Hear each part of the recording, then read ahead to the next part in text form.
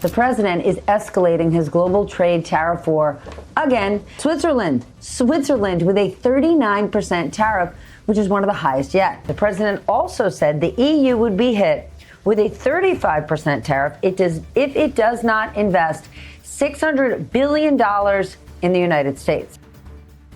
Trump's global tariff strategy didn't pause for a victory lap after August 1st. Even before his sweeping new duties on more than 60 countries took effect on August 7th, he was already turning up the pressure on two of America's oldest European partners, Switzerland and the European Union. That the Swiss president flew to the U.S. without a formal invitation by the White House, which really shows the heightened pressure that the Swiss government has been under to try to lower what is now a 39% tariff that the U.S. is set to impose against the country. In the first week of August, the White House threatened Switzerland with a 39% tariff, one of the highest rates applied to any country, and warned the EU it could face a 35% levy unless it committed to $600 billion in U.S. investments. This came just days after Brussels and Washington had announced a framework agreement that capped EU duties at 15%. The message was clear. Even a deal, once announced, could be followed by new demands. Trump also floated fresh tariffs on semiconductors and pharmaceuticals, signaling that no sector was off the table. The Swiss case became a cautionary tale almost overnight. Under pressure from the impending 39% tariff, Switzerland's president flew to Washington without a formal White House invitation. Bern put forward a new trade proposal that reportedly included possible increases in U.S. LNG purchases, more imports of American pharmaceuticals, and adjustments to an order for Lockheed Martin fighter jets. But there was a line they would not cross: opening Switzerland's protected agricultural market. Without that concession, the talks went nowhere. The Swiss delegation left Washington empty-handed, and the 39% tariff stayed in place. For a country whose exports to the U.S. include high-value goods like watches, chocolate, and luxury skincare, the economic hit is real. The lesson: under Trump's current approach, only concrete, visible concessions secure relief. Other than we're seeing the president do this to each and every country with which he's trying to negotiate, which is jacking up tariffs higher to see if he can extract more concessions. Like you said, getting the European Union to put $600 billion worth of investments in the United States, the nature of which we don't fully understand, as was the case with Japan, South Korea. In contrast, the EU had reached a framework that capped its tariff rate at 15%. But the deal lacked detailed commitments, and almost immediately, Trump linked it to a $600 billion investment demand. Two patterns emerged. The EU secured a lower ceiling, but remained under threat of higher rates if it didn't meet U.S. expectations. Switzerland, offering less on Washington's terms, ended up with one of the steepest rates on the books. Together, these examples set the outer bounds for countries still negotiating, including Canada. Do you know when Prime Minister Carney of Canada is next scheduled to speak with President Trump? I'd imagine over the next few days, Wolf, but we're going to continue the dialogue and communication to the best of our ability. The Swiss and EU experiences outline Canada's potential paths: agree to significant concessions for a lower ceiling, or hold firm and risk keeping the current rate. Prime Minister Mark Carney is choosing strategic patience, diversifying exports to markets like the EU and UK, which have already seen double-digit growth this year while keeping communication channels with Washington open. Canada's leverage is considerable, from critical minerals and energy to its integration in North American auto supply chains. Advantages the U.S. cannot easily replace. Ontario Premier Doug Ford underscores that these tariffs ultimately hit American consumers and jobs, reinforcing that Canada enters these talks from a position of strength, not submission. Trump's tariff policy is proving to be a flexible, unpredictable bargaining tool. The Swiss case shows what happens when a country arrives without a concession Washington values. You leave with the same high rate you came in with. The EU case shows that even a signed framework doesn't remove the threat of escalation. For Canada, the lesson is to combine resolve with real leverage. That means being ready to walk away from a bad deal while putting forward proposals that align with U.S. economic interests. without compromising core advantages. In this contest, Canada is not a junior partner. It is a critical economic ally with bargaining chips Trump cannot ignore, and the outcome will depend on how effectively Ottawa plays them in the weeks ahead. This guy's coming at us. I just want to go on record. He's coming full bore at us. We got to move quicker, and folks, be ready. He's not waiting till 2026. At any given time, President Trump, he could pull the carpet out from underneath us on CUSMA tomorrow with one signature. Ontario Premier Doug Ford didn't mince words. In a press conference that cut through political nuance, he warned that President Trump could end the CUSMA trade agreement, not in 2026 as expected, but as early as November 2025. And he may not even follow a formal process. All it could take is one signature. Ford called on Canadians to brace themselves. This wasn't a normal trade dispute, he said. It's something far more volatile. Coming from a provincial leader with strong ties to business and conservative circles, the message landed with weight. The concern is not hypothetical. Ford isn't just worried about tariffs.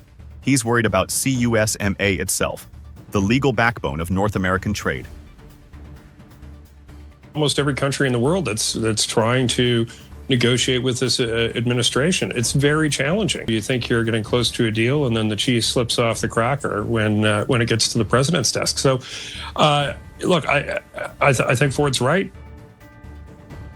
That concern is echoed at the national level. Conservative strategist Corey Tanaki said it plainly. The worst may still be ahead. Trump's approach isn't rooted in conventional trade norms. He's abandoned negotiation frameworks, rejected predictability, and applied pressure without offering a path to resolution. The 35% tariffs imposed on Canada under the IEEPA are just one example. The deal-making process now moves according to Trump's timeline and his mood. It's not just Ford who's lost trust. There's growing doubt across Canada's leadership that any deal with this U.S. administration can be relied on. After all, Trump is threatening to override agreements he once championed. CUSMA itself was signed under his presidency. Canada and Mexico themselves have about $50 billion in two-way trade, so that's nothing to sneeze at. It's highly unpredictable, and so both sides need to sort of get together and figure out what the hell's going on. While Trump escalates, Canada and Mexico are recalibrating. This week, Canada's foreign affairs and finance ministers traveled to Mexico for high-level talks. The agenda wasn't ceremonial, it was strategic. Trade officials and business leaders from both countries sat down to align supply chain goals, discuss trade infrastructure, and build a united response to what one expert called a toxic atmosphere. Both Canada and Mexico are being hit with emergency tariffs, though Mexico was granted a 90-day pause. Yet the message is clear. Neither country trusts the current state of U.S. trade policy. In place of that trust, they're forming their own foundation, one grounded in mutual reliability, not coercion. But building that foundation takes time, and time is exactly what the markets may not have.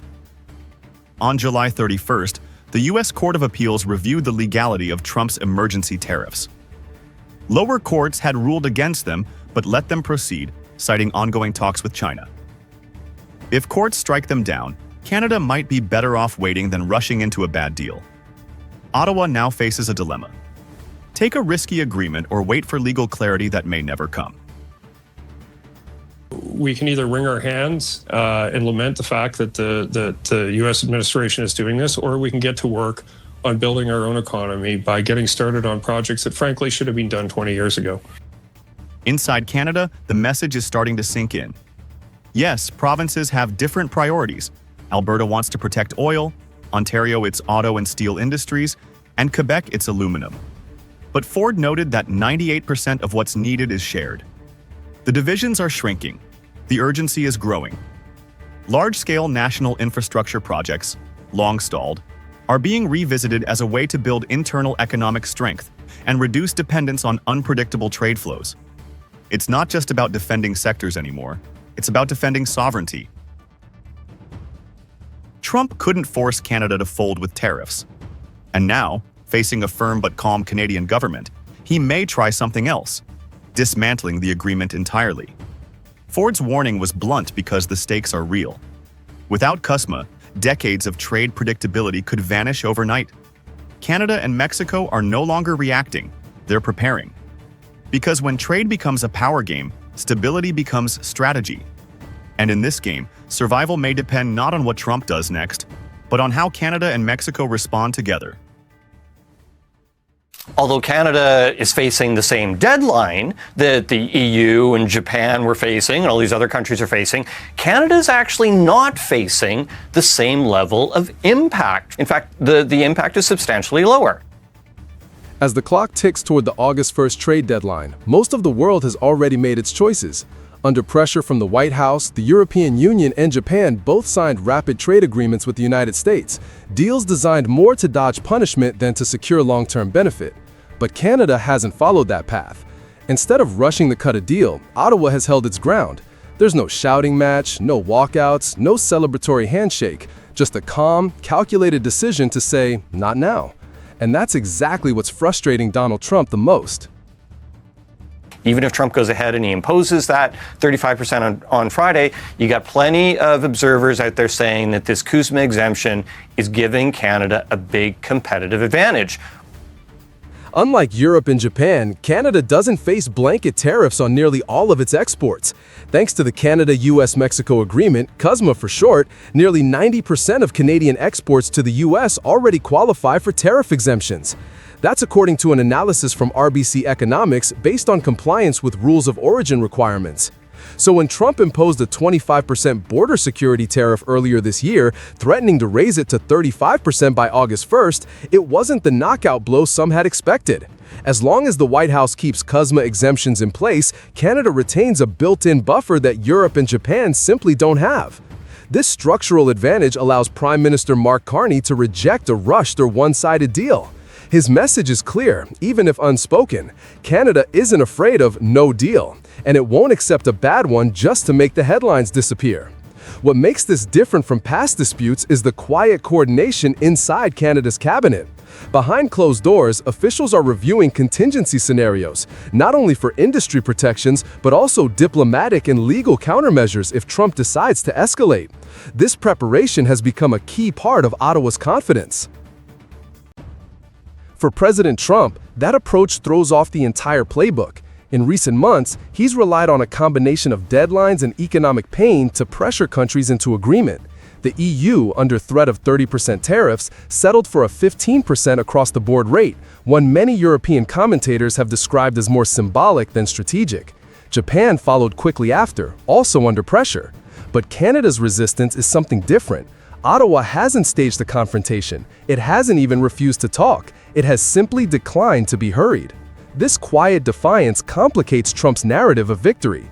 The U.S. administration continues to honor the CUSMA carve-outs, for now, but that also means Trump's threats lose much of their edge. And when the usual pressure doesn't work, frustration rises.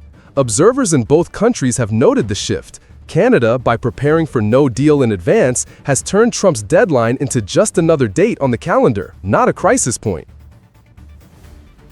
What's striking is the tone. Mark Carney hasn't escalated. He hasn't matched Trump's aggressive rhetoric. He's done something more unsettling. He stayed silent. That silence, paired with quiet preparation, has created an uncomfortable contrast. While Trump increases the volume, Canada lowers its voice and gains more control. Some political analysts suggest that Carney's strategy may even force the U.S. president to make the next move himself. Whether that's a concession, an extension, or another round of tariffs remains to be seen. But the fact that this uncertainty now cuts both ways is a shift in itself.